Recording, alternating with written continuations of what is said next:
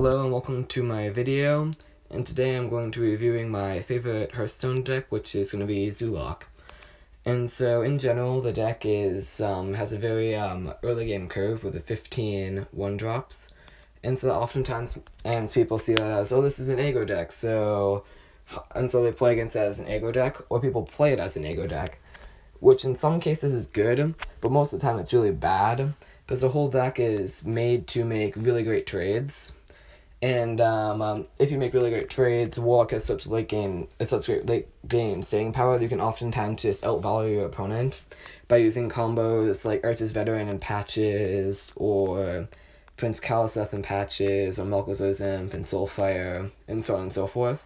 And so the entire deck has small little combos like that allow you to kill your opponent's board, then so that you can establish a very strong board presence with cards like Ravenous Paradox, which can be like a 7/7 for 4, which is just insane.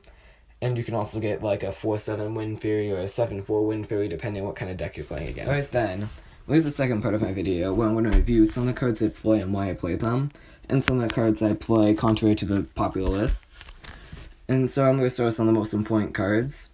And so one of the unsung heroes of this deck is Archer's Veteran, because it allows you to buff up your minions for a 1 damage. And so if you have like a turn 2 Archer's Veteran into a Bloodstoker Slayer that summons a Patches, that's just 2 charge damage right there.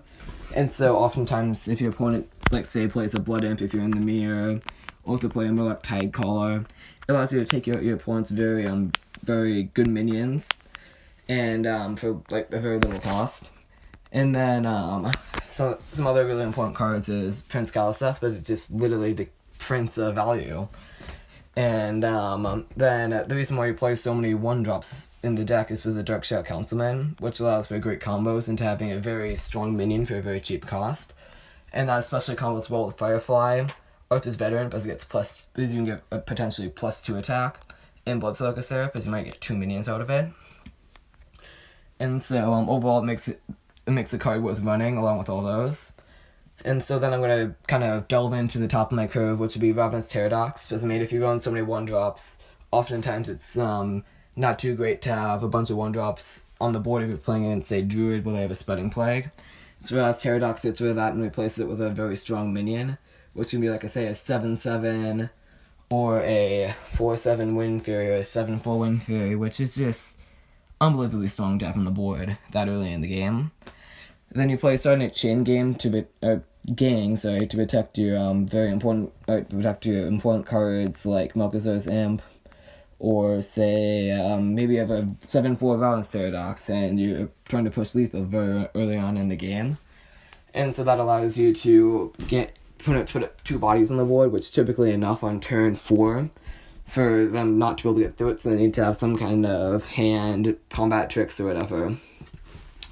And so then that brings us to his 5-drops, and the 2 5-drops you run in this deck are very important to have, which is Despicable Dreadlord, which is pretty much just, it allows you to make very positive trades, and it just kills your opponent's board. Then there's Doomguard, which combos with Malchazar's Imp. And so that card pretty much, if you have 2 Malchazar's Imps, it's a 5/7 charge, which allows you to draw 2 cards, which is broken, if you ask me. And so this is such a good card, even though it may seem weak, because you have the discard 2 cards, so if you don't have Malchazar's Imp, it's oftentimes can't be as strong as it is. But, I mean, that can give you 2 attacks, it allows you to push lethal with a 5 damage with charge. In my opinion, charge is probably one of the strongest keywords to have. And that moves us into Cairn Bloodhoof. So Cairn Bloodhoof, normally you wouldn't run this card, but I choose to run it because it's very strong against Rasa Priest, which you have a pretty bad matchup against. It's much better with Cairn, because it gets around all the removal, like Dragonfire Potion, but you get Bane, and it gets around Death and Pain, and it gets around Anduin, which is pretty much all they have. There's nothing that they can use to take control of it and get the Bane from you. And so overall, it's just a very strong card against Priests, and it can oftentimes be strong against other classes too. If you're looking to, or if you're already in the lead and you want to put down on something to stay on the board, even if they have a board clear, or if you say want to put something on the board so you can Bone Merit. But typically, I mean, 10 health is kind of hard to get off the board. especially when it has 4 damage attached to it. And so overall, they'll typically have to throw away their boards if they want to pop both of them. And Bone Mare, this is, I said earlier that Prince Kaliseth is the Prince of Value. This is probably the King of Value. But it's pretty much 7 mana 9/9, which is absolutely insane, and it allows your other minions, like, say, around Pterodox if it has Wind Fury, or like a otherwise useless 2/1 or 1/2 to be very strong. And so there's little explanation for why you run that card. Then Blood Reaver Gul'dan is just insane. I mean, the deal 3 damage to the lifesteal allows you to fill your life back up. Then it summons all your friendly minions, so even though you get rid of your draw a card hero power, you get a new board of minions. Then Blood Reaver overall, it allows you to have such an oppressive state on the board. The opponent really needs something strong to get rid of it, and oftentimes they've already used their Dragonfire potions, or they've already used this or that, so it's very hard to counter this once you play it. Alright then, so here's the final part of my guide. And so, as mentioned earlier, the main strategy is killing your opponent's board and gaining value, which is pretty much what we want to do against like Tempo and all the Aggro decks that are being run right now. But what do you do against like Jade Druid? Because obviously they don't have much in the early game. And what do you do against other decks like Highlander Priest? Because oftentimes those decks will screw you over if you put down lots of board presence. And so here's how you play against Jade Druid. You definitely want to kill them as fast as possible. And you want to make sure that you're not just going to get wrecked by like Sweating Plague. This Archer's Veteran, although I did say it's my hidden MVP, it definitely gets wrecked by Sweating Plague because it's just a 2/1. And even if it does give value, it just dies to Sweating Plague. And so some cards are very good against Sweating Plague that you definitely want to have on the board. It's like a Fledgling, or not Fledgling, Pterodox. And that can definitely destroy most of this stuff. And so something that may seem odd to you that I'm going to tell you to do against Jade Druid is to try and throw away your board before it gets to 6 mana. That way, when he's Sweating Plagues, although you may be wasting value, you will definitely play around that Sweating Plague, and if he has a very strong Sweating Plague, you just lose the game most of the time. And so some cards you're very safe playing against Sweating Plague is like Despicable Dreadlord, Doomguard, Cairn, Bone Mare. And those cards will allow it so that Sweating Plague things just get killed, and so it's not that great of a value. When you have a bunch of Fireflies, Bloodsilk Assayers, Patches, Milk Resistance, it's really hard to get rid of his Sweating Plague stuff, and so you oftentimes just get screwed and have to concede. And so something to watch out for is that almost always if they're looking to ramp up the mana super fast, they'll probably have the ultimate infestation to kill you. Or not to kill you, but to kill your board. And so you need to be careful with what you play, because Bone Mare, that's something you need to be careful with, or the thing you are putting onto can just be killed. And maybe Bone Mare itself will just be killed, and so I definitely watch out for if you're overextending with that. Despicable Dreadlord, that just gets wrecked by Ultimate Infestation. Then Valence Pterodox, if you take like a 7 for a Wind Fury, that gets wrecked.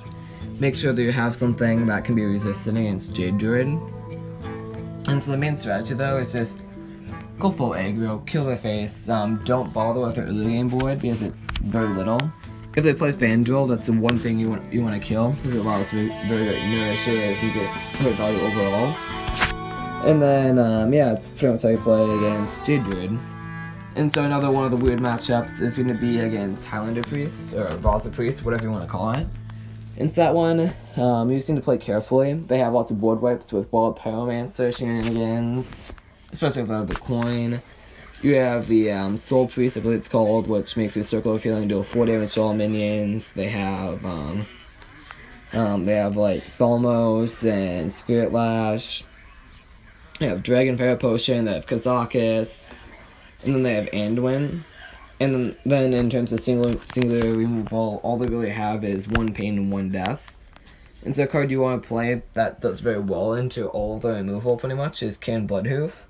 Because even if they have something that kills it, you get Bane, and the 5 health and the 4 damage, it means it gets around pain, death, and Anduin.